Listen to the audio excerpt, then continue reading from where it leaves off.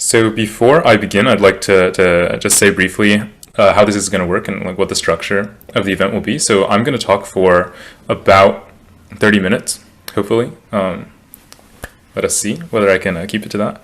And then afterward, Emma is going to jump in. Emma, our co-president, who is also on the call, is going to jump in to talk about the different ways of getting involved in Brown EA specifically. And then after that, we're just going to open it up. We're going to open the stage and the floor up to questions from the audience generally. So before I jump in to this introduction to effective altruism talk, I'd like to extend my gratitude to Bella Forrestal, a student at Oxford University, who provided a lot of the inspiration for this talk, some of the passages within it, and some of the slides. Okay, I'd like to start this talk with a moment of reflection. Give me 1 second, actually. So, I'd like to start this talk with a moment of reflection. Now, imagine you were omnipotent. In other words, godlike in your powers. Now, in this version of reality, the known universe hasn't yet been created, and the infinite space of possible futures is at your fingertips. What kind of world would you create? You could create a world of unimaginable beauty, with levels of technological prowess beyond our wildest dreams right now, and perpetual flourishing through the eons. In your world, you could eliminate all pain, suffering, and injustice. You could ensure that no child ever goes hungry, that no individual is ever trodden upon and forgotten by society, that no one ever dies alone or in pain. You could create a world free of systemic oppression. Whatever utopia presents the perfect world according to your values. Imagine that. Obviously, we don't live in that world. We all live on this rock, albeit a unique and extraordinarily precious rock. A rock of many possibilities, and perhaps the only one of its kind. On this rock, there is immense pain, there is needless suffering, and there is ongoing injustice. It's obvious that you aren't omnipotent, so you can't just snap your fingers and instantly converge 100% on that perfect world in your mind. But what's not so obvious is why the imperfections of reality would change the way we strive to act. Faced with this, some might be tempted to resign themselves to the ongoing tragedies of the world, throw in the towel, throw up their arms in defeat, perhaps due to some sense of a false dichotomy about all or nothing. It's either permit me to change everything with as little effort as a god, or I just stand by and watch. But my bet is that if you're attending this talk, right now you're burning to do something. The crucial takeaway with which I want you to emerge from this thought experiment is that scaling down of your power doesn't really change what you want to do. You want to push this needle as far right as you can. Now, in science and philosophy, we often talk about the special case and the general case. In the special case, where you have unlimited power, you can push it all the way. In the general case, where your resources are finite, you still want to push that needle as far right as possible. And there's more good news. Though you might not realize it, you have a substantial amount of power to change the world. Shown here is income distribution across the global population. Now, I've generalized this measurement to resources more broadly, as material wealth and life opportunity tend to obey similar curves. So as a resident of the industrialized world and as a student at an institution like Brown, you are actually poised to have an outsized impact on the world. You have an exceptional collection of resources at your fingertips in the form of time, money, career opportunities, social influence, and more. So for somebody like you to take a stand to do as much good as possible is non-trivial. It makes an enormous difference. So take advantage of the privilege that you have. If you have access to the infrastructure for watching this talk right now, you're probably part of that spike up on the right. And there are billions of people wishing they were in our shoes right now. So ask yourself, when it comes to fighting for a better world, if not you, then who? And don't be misled by thinking in terms of fractions. Some people are disillusioned from ever trying because of the expression, it's only a drop in the bucket. But what matters is how big the drop is, not how big the bucket is. If we always gave up whenever we encountered a big bucket, that is to say, whenever we faced a big problem, civilization would cease to improve. This mission, the mission to do as much good as possible given our limited resources, is core to a rapidly growing social and intellectual movement, as well as an exciting and, dare I say, novel way of thinking, known as effective altruism. In effective altruism, we believe that the world can be better than it is today, and we're determined to do everything in our power to bring us closer to that perfect world we all want. In just a minute, I'll explain in greater detail what effective altruism is, as well as what it isn't. Then, I'll show you some of the essential tools used in effective altruism. After all, if we truly want to do as much good as possible, we need to be using the very best methodologies. I'll also share numerous real-world examples of effective altruism-inspired work being done today in diverse fields. That's important since all of these ideas are no good if nobody's putting them into practice. And finally, I'll show you how you can get involved in Brown Effective Altruism today. So what is effective altruism? Effective altruism can be summed up as a set of ideas that help us figure out how to do the most good we can. Effective altruism is a growing social and intellectual movement that makes some pretty simple claims about the world, and then encourages us to take the implications of those claims and put them into practice. I'll talk more about exactly what those claims are, but first, effective altruism is not one particular organization or group of people, but rather a set of ideas that can be used by various groups and individuals. I consider myself as taking part in effective altruism, not because I'm a member of some club, but because I want to do good in the world, and because I think that the insights of EA will help me most authentically fulfill that wish. So why is effective altruism noteworthy? So here's what I see as the basis for effective altruism, that is, why people find it so compelling, and why we think it's important. When we look at the world, we see droves of individuals in situations of suffering and situations of injustice. There are moral wrongs going on all around us every single day, and I probably don't need to give you an example for you already to be thinking of one or many. Our natural inclination is to want to help alleviate these problems. Or maybe it's not as emotional as that. Maybe it's a deep moral commitment to justice, or an intellectual understanding of cooperative decision theory, or whatever you'd like. The point is we all want to help. So given that we all would like the world to be better, we need to do something to try and make the world better. And there are just millions of different ways in which we could go about doing this. I might try to make the world better by volunteering at a soup kitchen, or giving some money to a charity developing renewable energy solutions, or by smiling at everyone I meet on the street. One might try rescuing desert tortoises from solar farms, adopting a rescue dog, running a fundraiser for a cancer charity, and so on. Now, it seems that most people, when they want to do good in the world, pick one of those millions of options using a whole variety of methods, some of the most common being how much it makes me feel warm and fuzzy on the inside, or whether it will signal to my political tribe that I'm virtuous. But it seems that surprisingly few people pick their ways of doing good by asking themselves, which of the available options allows me to do the most good? It actually turns out that when we do ask this question, that is when we examine each of the available opportunities and think carefully and strategically about this, some unusually powerful opportunities to do good can be found. Researchers have found that you can actually increase the positive impact you have by choosing a higher leverage opportunity. And I'm not talking about having 10% more impact here, or even doing double the amount of good, or 10 times as much. But it turns out that there are opportunities that allow you to do hundreds or even thousands of times as much good as the median option. So we therefore can do much more good by finding the very best opportunities.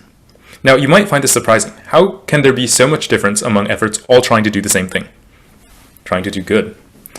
Let's look at a real-world example to show you what I mean.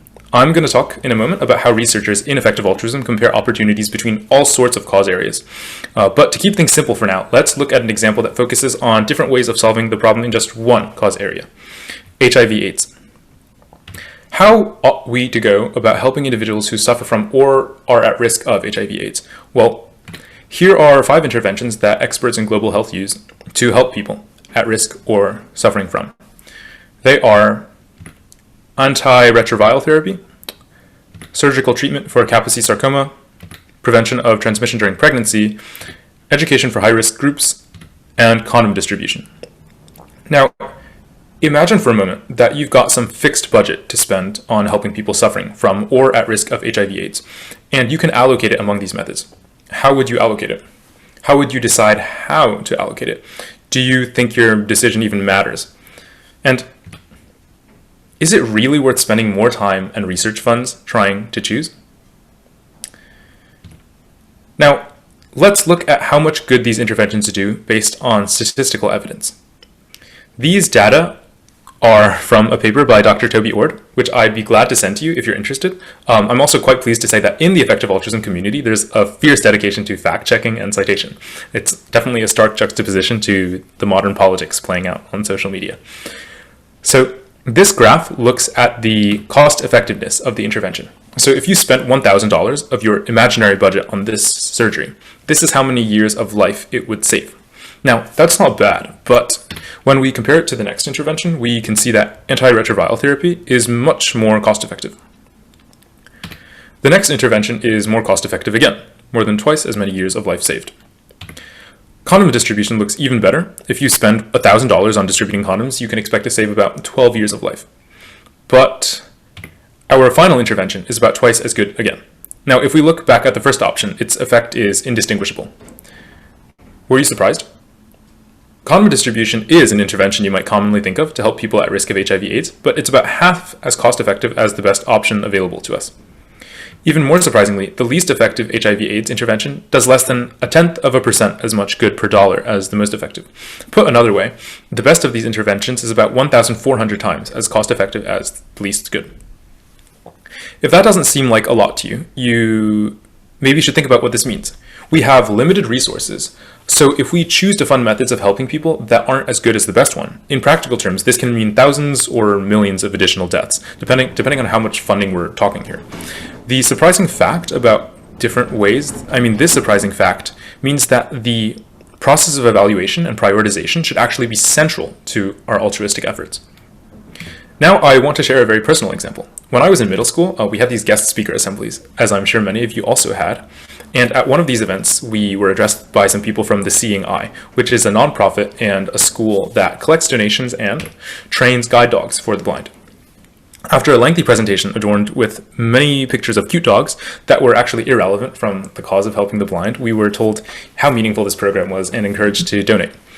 Now, I learned on that day that it was quite costly to train a dog from birth until graduation, but I had no idea just how expensive it was. It turns out that it takes around $50,000 to train one dog, or $100,000 to train two. Years later, I read Peter Singer's work discussing trachoma. Peter Singer is a moral philosopher. And trachoma is an infection afflicting millions of people that scars the inner eyelid surface in a way such that the eyelashes turn inward and ultimately scrape the eyeballs, the corneas, in a condition known as trichiasis. Now, I personally suffered from non-infection-related trichiasis for a period of time, and I'm telling you that it is awful. Fortunately, however, my eyesight is not and never was truly at risk. But the same can't be said for those in non-industrialized areas. So in these places, children with trachoma often observe their vision degrade over the course of 15 years, and many are completely blind by adulthood. It takes the most cost-effective groups less than $100 to perform dual eye surgery reversing the eyelid degeneration caused by trachoma. In other words, for the cost of 2 guide dogs for 2 Americans who are already blind, we can provide preemptive sight-saving care to 1,000 people who are at risk of going blind for life. Now, when I realized this, when I discovered the astronomical waste of resources with which children, such as myself, had been indoctrinated, I felt enormous indignation, but I also felt suddenly empowered in a new way, because here was this enormous opportunity to help, and to do so at a scale that I had never thought possible. So the end result of all of the above is this. If our real goal is to make the world better, to alleviate the injustices and suffering to which many individuals every day are subjected, we need to look at and evaluate our opportunities to do good and decide what to do based on which probably does the most good. If we use any other method to make our decision, we might be missing out on the very best opportunities. And we won't really be fulfilling that deep-rooted desire and commitment that we all feel to help make the world better for everyone. If you heard everything that I just said, and you think it seems right, then you already understand and agree with the fundamental idea of effective altruism. Before I move on to talking about concrete examples of actions taken, I'd like to be explicit about a particular consequence of what I just said about different ways of helping individuals. Now, if you look into some charities, you will find that actually they sometimes do ask the question, which interventions will do the most good for a given cost? So for example, a wildlife organization trying to save birds from being hit by wind turbine blades might decide to install a few cheap, loud propane cannons to scare birds off, instead of paying millions upon millions to construct, let's say, this enormous wire cage around the entire wind farm to keep birds out. Now, this kind of prioritization is certainly valuable, but it's not quite what I mean. In effective altruism, we don't just ask what kind of hardware will keep birds from getting hit by turbine blades, but rather we should ask this kind of question in a cause-neutral way. That is, we shouldn't assume beforehand whom it is we want to help, or how we want to help them. Instead, we should look at the opportunities available to do good across a wide variety of causes, and pick only that one or those ones that we think offer a particularly good opportunity to improve the world. So to apply this to the aforementioned situation, instead of restricting myself to helping the small subset of birds that get hit by turbines, I might look at the evidence that animals in factory farms are actually suffering more than any other organisms in the world, human or non-human, and I might decide accordingly to focus my efforts there. This cause-neutral approach is, to my knowledge, something that's unique to effective altruism, but it's the approach that makes the most sense if what we really value is making the world better. If we confine our investigations to a particular cause, and we don't even begin to look outside of it, then we're probably going to miss out on the very best opportunities that are out there. So, what tools does effective altruism use? Now I'd like to move on to being a bit more concrete and talk about the project of doing effective altruism, of actually using these ideas. First, I want to talk about how effective altruism has tried to identify the best opportunities, and then I'll give some examples of areas that give us lots of these really good opportunities. No, I don't claim that effective altruism came up with these tools, or that we were the first to use them. Effective altruism is an intellectual project, and like many others, it draws upon and can be attributed to important work done in the past to improve the world. So, number one, everyone counts equally, so we look for opportunities everywhere. We think that we'll be better able to find high-impact opportunities to do good if we don't confine our search to a particular region of the globe, or of our nation. Many people, when they think about doing good, think about helping those who are near to them, like members of their community or their own country. But this doesn't seem to make sense because there doesn't seem to be a critical reason to place more moral value on those individuals close to us on this rock traveling through space that we call Earth than we place on those on the other side of this rock traveling through space that we call Earth. Somebody doesn't suffer less just because they're halfway across the globe, or because they happen to have been born just across the border from you. So we're impartial about matters of geographic location. By using this tool of being impartial, we can uncover better opportunities to do good.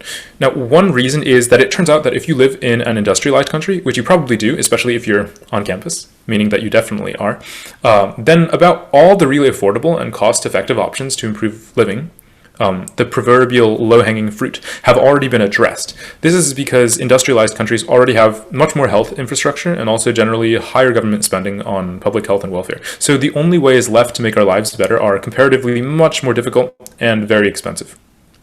So if we take a perspective that doesn't value individuals in industrialized countries more than individuals in developing countries, that is, if we value individuals equally, pretty uncontroversial idea, we will usually find that ways of helping those outside our nation are more likely to do the most good.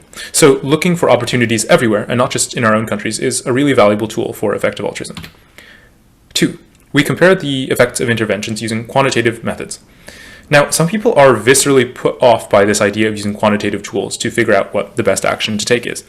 Indeed, many people harbor a belief that we should help individuals because we care, not because the language of mathematics shows that a particular action does X times as much good as another one. Some critics of EA say that what really matters is that we had good intentions and that we tried our best, not that we acted optimally. I've personally been told that EA is cold and calculating, but I'd like to challenge this assumption, that trying to quantify our actions automatically means that we're cold-hearted. If anything, going through the painstaking process of analyzing our options carefully and rigorously shows that we care especially much. Calculation is not a substitute for caring, but rather an extra effort that goes above and beyond just caring. After all, most people trying to improve the world describe their efforts using some language. Now, whether that language is orally spoken or written, whether it's English, Arabic, Mandarin, or otherwise, the language of mathematics is another language, and it just happens to be particularly precise. And it happens to be a language that's universally understood. It is a realm where I know exactly what you mean in a way that simply can't be achieved by the mere words a little good, more good, a lot of good. So seeing that mathematical thinking is so useful, we really don't shy away from taking advantage of it in effective altruism. We are aware that we are always making a choice, so we choose consciously.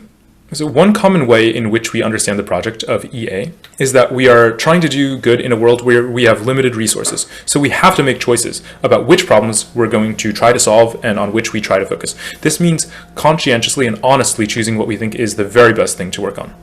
And then working on that. So using this tool of explicit conscious choice can feel really empowering because it allows us to say that given our situation and our very limited resources and our limited power and knowledge, we're doing the best that we can for the sake of the individuals we're trying to help. Finally, a simple framework for evaluation, the SNT framework. If we want to compare opportunities to do good, one very simple but surprisingly useful tool we can use to do this is the SNT framework. It compares problems in the world using 3 criteria, and we can rate problems on these criteria, and then that helps us figure out on which problem to focus. So SNT stands for scale, neglectedness, and tractability. Scale, how big the problem is. In other words, how much bad does the problem cause? And so how much good could we do by solving it? An example of a problem with a large scale is global poverty. There are billions of people affected by it, and it's pretty bad to be affected by it. And a problem with a small scale would be that luxury private jets are pricey. There aren't very many people who suffer from this problem, and even if we solved it, it wouldn't improve their lives very much. Neglectedness. How few people are working on solving the problem already? So in general, it seems that if there are lots of people already working on a problem, then adding another individual to work on it doesn't help as much as adding one individual to a problem on which almost nobody is working. The basic intuition behind this is that people will generally pick at the easiest parts of a problem first, the proverbial low-hanging fruit. And if lots of people have already picked at that problem, they've likely already gotten all the low-hanging fruit, so only the harder parts of the problem are left. An example of a problem that is currently very neglected is preventing the suffering of wild animals, and a problem that is currently not neglected is cancer research. There are lots of people with lots of money trying to cure cancer. And third, tractability, how easy the problem is to solve. A problem is more tractable if an extra individual working on it could make a lot of progress towards solving it, and it's intractable if even adding many people doesn't really make a dent. So an example of a tractable problem is premature death from malaria, and another treatable, or any other treatable or preventable disease, as many tropical diseases are. An example of an intractable problem is inventing time travel. We tried very hard to do it, and it doesn't seem like that much progress is being made, despite. So by and large, if a problem has a large scale, is neglected, and is tractable, it's a good bet we'll do a lot more good working on it than a problem which has a small scale, is not currently neglected, and is intractable. So this is a framework that has helped the effective altruism community come up with a lot of our current priorities for improving the world. So, what effective altruism aligned work is happening today? I mentioned at the start that effective altruism was a community of people trying to do the most good we can. One very core feature of effective altruism is that we really are interested in what we should actually do in the world, rather than just sitting around thinking of things. So, over time, effective altruism has identified a few promising areas that we might choose if we want to do good. I think it's really important to be willing to be concrete and direct and explicit about what we think is a good idea, but we also would like to make some caveats. So first, remember that effective altruism is not ideologically bound to these areas that I'm about to discuss. If we found new information or something about the world changed and we gathered new evidence and suddenly these ideas no longer looked so promising, our priorities would change too. It's really quite likely that these priorities will change over time, and there are productive disagreements to be had here. Once we think we have answers, or important insights at least, we can share them with others, and we can try to help other people around us do good. In fact, some effective altruism community members spend most of their time on this, sharing with other people. Because if we have the chance to spend our time doing a certain amount of good directly at the object level, or to spend our time helping a dozen people spend their time doing that same amount of good, then it seems that we've just multiplied our impact by a lot. So it can be super important to work together in our efforts to learn from one another. That's why effective altruism is organized. It's not just a set of ideas that we all separately think are important, but it's also a community that helps work together. But now on to some more specific causes. So, global poverty. Many involved in effective altruism work on alleviating the worst effects of global poverty. Individuals all around the world suffer and die from preventable diseases because they're impoverished. The global extreme poor live in shockingly bad conditions. One MIT survey of 13 countries found that the extreme poor consume an average of 1,400 calories per day, while spending most of their income on food. The majority are underweight and anemic. Most household Most households own radios but lack electricity, toilets, or tap water. Less than 10% of households possess a chair or table. So here on the slide are some effective altruism-aligned organizations working in this area. So the Against Malaria Foundation, for example, distributes bed nets, and with a high cost effectiveness can save the life of a child. The Schistosomiasis Foundation works on deworming and other sorts of tropical diseases as well. And GiveWell is a charity evaluator. So they provide advice to the layperson on how to make donation choices in many cases. Because the layperson doesn't have all this time to spend evaluating every single charity. So they make the best quantitative suggestions they can. And Give Directly is really interesting. Give Directly is an organization that provides direct cash transfers to families that are evidenced to be the worst off. And sometimes they do that using satellite information. So they'll look at which villages or families have thatched roofs, for example, which is a strong indicator of low income and high need, because typically thatched roofs will leak and allow all your things to get ruined. And if you had the income to get a corrugated steel roof, you would do that. So they try to use many evidence-based methods to make direct cash transfers to the families that need it most, and there are no strings attached to that. I want to finish off the global poverty segment by addressing a criticism that I've heard regarding EA efforts in global poverty, particularly in the kind of identity politics charged environment of American college campuses. So there are certain people who see EA work in global poverty and who, in response, cry white saviorism. Now, the EA community doesn't dismiss the very real history of colonization, as well as delusional, self-serving, and performative Western involvement in aid efforts. However, people committed to effective altruism are not doing this to look like the hero, or to get a pat on the back. The friends that I've made through effective altruism are not superficial in this way, and they're really laser focused in their goals. So I want to emphasize that EA places such an emphasis on global poverty because the community deeply cares and is dedicated to taking action. Another large problem on which effective altruism community members work is the problem of animal suffering. So I've actually refrained thus far in this talk from using the term people to describe the moral patients generally that we consider when trying to do good in the universe. And I've done this because there are about 70 billion land farm animals born and slaughtered for food every year. And that excludes the trillions of marine animals killed. This is a flow of living organisms that outnumbers the human rate by 2 orders of magnitude. And historically, the moral harm of torturing a non-human animal has been dismissed and laughed off by those who profited from doing it. No surprise there. But as we build a more consistent and generalizable moral framework, we find no good reason that the lived experiences of non-human animals ought to matter less. So while non-human animals don't speak the same language or have the same pastimes as we do, there's little evidence of a critical difference between the conscious experience of human animals and non-human animals. There is strong evidence actually for the sentience of non-human animals, and in experiments they'll go to great lengths, including accepting serious bodily harm in order to avoid these sorts of pain and torture endured on factory farms. Now, 2 years ago, I had no idea that 99% of US farm animals were confined to factory farms, and I was shocked that the things being done to them were not illegal. I had paid companies for 20 years of my life to treat farm animals this way. So to say that I was complicit would be an understatement. I was arguably proactive, and I've since become vegan by lifestyle. And I'm not a screaming hippie, I promise. So I can empathize with you very much if you're skeptical about factory farming and the possibility that it's actually a problem. I've tried to keep this talk positive and empowering, but if you want evidence and citations, contact me afterward, and I'd be gladly able to provide you with some representative documentation. So many EA organizations in this area work either to reduce the number of animals who live in these conditions by promoting dietary change, by accelerating research into cell culture alternatives, or, for example, by phasing out the worst practices, such as by campaigning against battery cages for egg-laying hens. A small but growing number of EAs are also working to reduce animal suffering in the wild, for example, by animal suffering through starvation, predation, disease, climate change, and more. But this is still a very young and growing area that isn't really being applied. So the Sentience Institute is a research organization that does work on the biological nature of non-human animals and the experiences that they have, and makes policy recommendations based on that. Animal Charity Evaluators is an interesting one. It's kind of like the animal charity version of GiveWell. So they give evaluations of what charities and organizations they think are the most cost effective, and that helps the layperson who wants to donate to this area do so more effectively.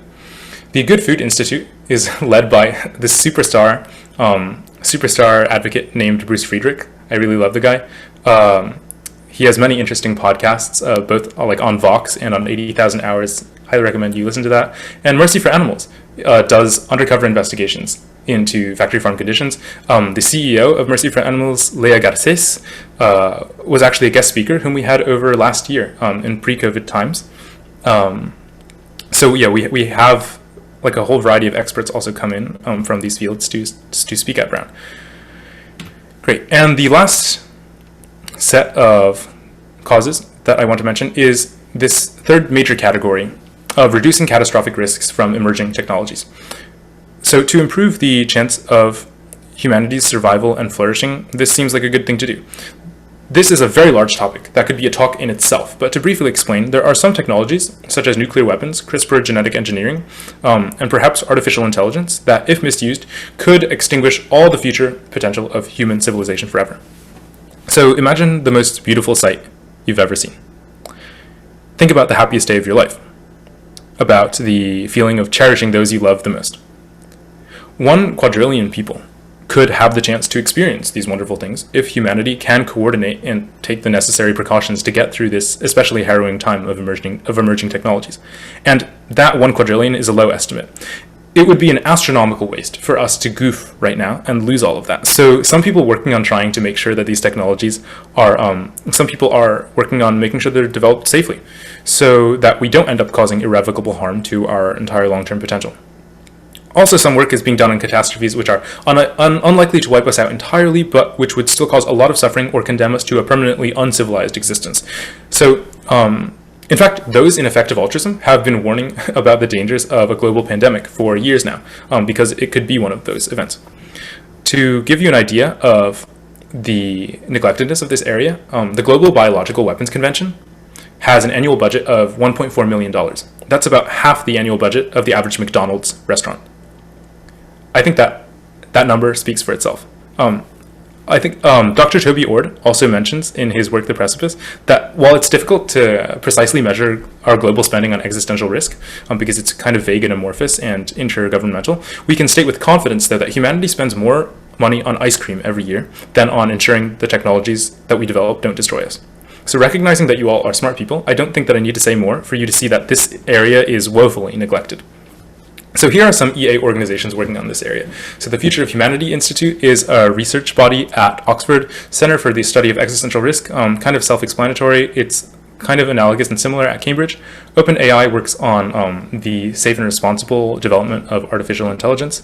AllFed is an interesting organization that works on hardware and different interdisciplinary tools to increase food system resilience in like cases of disaster. And our co-president Emma actually volunteered and worked with them in a past semester, making a leaf blender to produce leaf concentrate in cases of food system collapse. And NTI, the Nuclear Threat Initiative, I mentioned because that is the organization that actually got me involved in science and technology policy. One of their experts there, Dr. Jamie Yassif, is a super great person and an expert in biorisk. Cool. So what I've mentioned so far is by no means comprehensive. So here on the slide you can see a whole slew of other cause areas in which people who identify as effective altruism community members also work. So it's not comprehensive, and there are definitely lots of productive disagreements to be had here.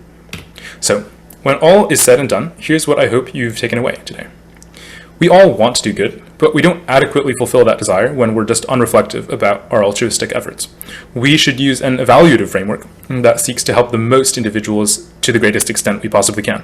And there are some tools that we can use to do this, such as looking for opportunities to do good everywhere geographically, comparing the effects of interventions quantitatively, choosing consciously and deliberately what opportunities to work on, and looking at opportunities to do good through the framework of SNT, scale, neglectedness, and tractability.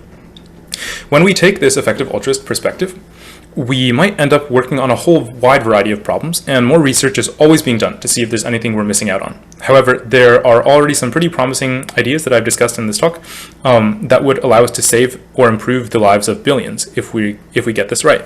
So for me, thinking along the lines of effective altruism is an exciting opportunity to use my power to help improve the lives of others as much as possible.